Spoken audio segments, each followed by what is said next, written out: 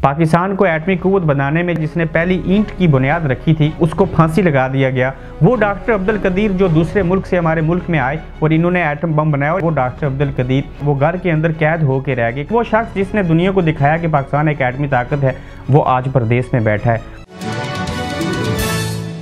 अस्सलाम वालेकुम। आज हम एक नहायत ही अहम मौजू के ऊपर बात करेंगे और आज का मौजू ये है कि अगर पाकिस्तान एटमी ताकत ना होता तो आज पाकिस्तान का हाल और मुस्तकबिल क्या होता। इससे पहले हम इस मौजू के ऊपर भी बात करेंगे कि जिन लोगों ने पाकिस्तान को एटमी ताकत बनाया और फिर दिखाया, वो लोग कहाँ पे हैं, क्यों कोई फांसी की गांठ के ऊपर लटका, क्यों किसी को घर के अंदर कैद कर दिया गया और क्यों कोई परदेसी हुआ। इससे कबल ये भी देखना होगा कि जब भारत का बंटवारा हुआ, पाकिस्तान बना, तो ये अल्लाह की तरफ से एक बहुत बड़ा मुआज़ा था और यकीनन ये किसी मुआज़े से कम नहीं था। उसकी वजह कि जब हमने इलायदगी इख्तियार की, हमने मुल्क का नाम पाकिस्तान रखा, हमारा स्लोगन, हमारा नारा पाकिस्तान का मतलब क्या, ला इलाहा इल्लल्लाह।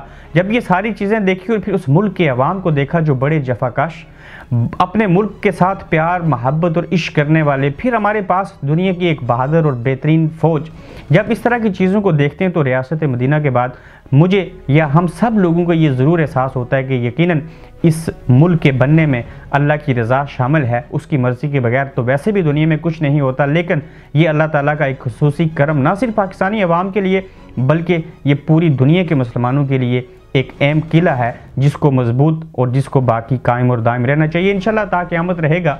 लेकिन सवाल ये पैदा होता है कि अगर पाकिस्तान आज दुनिया के अंदर एटमी ताकत के तौर पे उभर कर ना आता तो इसका हाल उस मुल्क का क्या होता है जिसको अफ़गानिस्तान अपना इस्लामी भाई मुल्क जो है वो भी दुश्मन की निगाह से देखता है। बांग्लादेश से भी हमें अच्छी चीज़ें देखने को नहीं मिलती। भारत शुरू से हमारा रवायती जो है वो अरीफ रहा, लेकिन देखा जाए तो मसला कश्मीर हो या बाकी सारी चीज़ें हों, पाकिस्तान के अंदर दहशत गर्दी के एलिमेंट हों या बाकी दुनिया हो, पाकिस्तान ने पड़ोसियों से लेके आधी दुनिया के साथ मुकाबला किया है। और यही वजह है कि हम मुल्क के अंदर करप्शन होने के बावजूद, मुल्क के अंदर मार्शल लॉ लगने के बावजूद, मुल्क के अंदर डेमोक्रेटिक सिस्टम उस लेवल पे स्ट्रॉन्ग ना होने के बावजूद, जैसे कैसे हालात थे, हमने हमेशा सर्वाइव किया और इस मुल्क को आगे लेके बढ़ रहे हैं। जब हमारे पास सुई तक नहीं थी कि हम उसको भी बना सकें, तो कहने का मतलब कि कोई रिज़र्व नहीं थे, कोई ख़जाना भरा हुआ नहीं था, खाली चीज़ें थी। और हम आज जिन नवाबों को बुरी निगाहों से देखते हैं, उनको बुरे अल्फाज से याद करते हैं और नवाबों की डेफिनेशन हमारे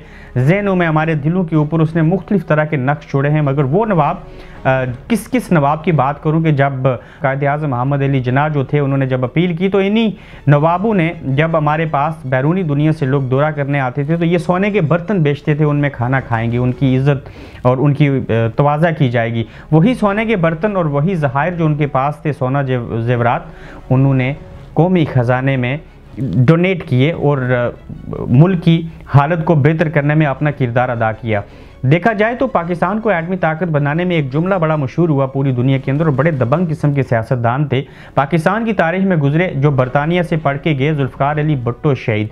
उन्होंने कहा था कि हम घास खा लेंगे लेकिन पाकिस्तान को एटमी ताकत बनाएंगे, और इस मकसद के असूल के लिए उन्होंने बड़ी स्ट्रगल की और इसकी बड़ी सज़ा उन्होंने ये काटी कि एक दिन वो तख्ता-ए-दार के ऊपर लटका दिए गए, उनको फांसी लगा दिया गया।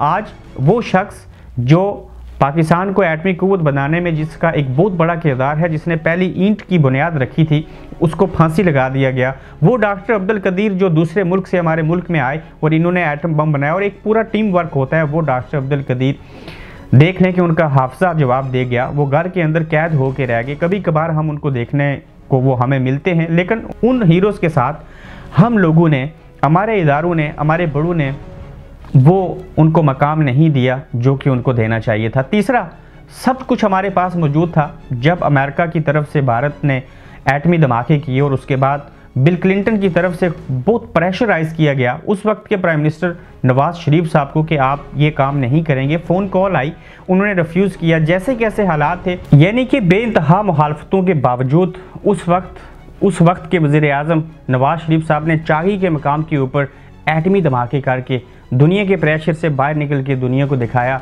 कि हम भी एटमी कुव्वत हैं, और जिसके बाद दुनिया को पता चला कि पाकिस्तान भरपूर एटमी कुव्वत होने की सलाहियत रखता है। यही वजह थी कि उसके बाद नवाज शरीफ साहब ने जहां पे ये अच्छा इकदाम किया, दूसरी जानिब उनकी जगह कोई भी होता तो उसको इलेक्शन कैंपेन में पॉइंट स्कोरिंग के तौर के ऊपर इस्तेमाल करता। बिल्कुल उन्होंने किया।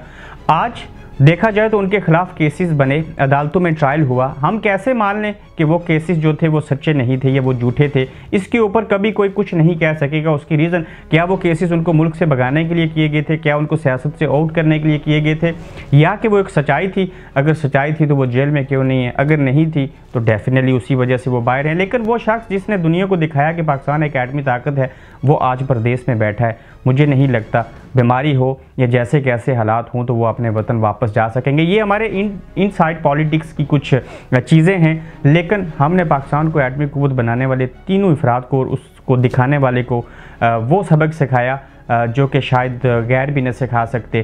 कहने का मतलब कि पाकिस्तान का एटमी कुव्वत होना, जहाँ पे हम हमारी जान जो है एक तरफ अल्लाह के कब्ज़े में और दूसरी तरफ उनके कब्ज़े में जो कि पाक फ़ौज है हमारी, देखना होगा कि वो इस मुल्क को किस हद तक, जिस तरह से उन्होंने संभाला दिया सारी चीज़ें की, वो आगे किस हद तक जा सकते हैं। लेकिन ये भी सवालात उठते हैं कि हमारे मुल्क के अंदर आज भी हम एटमी कुव्वत है, हमारे पास सब कुछ है। हमने 70-72 सालों में वो तरक्की की जो कि ये तरक्की याफ्ता मुल्क भी इतने सालों में ना कर सके। इनको भी कई सौ साल लगे यहाँ तक पहुँचने में। और आज टेक्नोलॉजी हो, बाकी चीज़ें हों, हमने कोशिश की कि हम दौरे हाजिर के साथ उन मुल्कों के साथ मुकाबला कर सकें, आगे बढ़ सकें।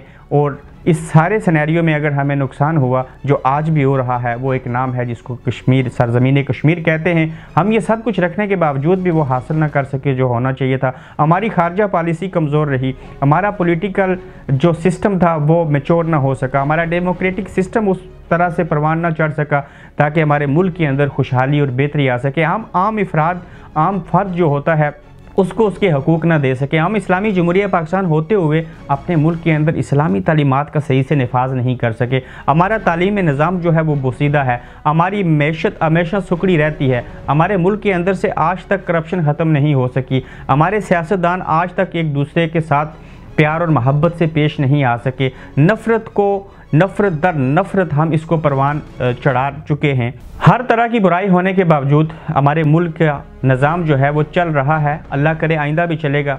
लेकिन पाकिस्तान के जफाकश बहादुर अवाम और बहादुर फ़ौज जब तक है, जब तक ये जज्बात हैं, मुल्क और के साथ कौम की मोहब्बत है, तो ये निज़ाम चलेगा। लेकिन एक ख़ास ज़रूर है कि जो हमारे ऐसे कौमी हीरो होते हैं उनको वही प्रोटोकॉल मिलना चाहिए, उनको वही इज़्ज़त मिलनी चाहिए, उनके साथ ये नारवा सलूक नहीं होना चाहिए। पाकिस्तान जिंदाबाद। आप देख रहे हैं गोरखधंधा अब्रार कुरैशी के साथ।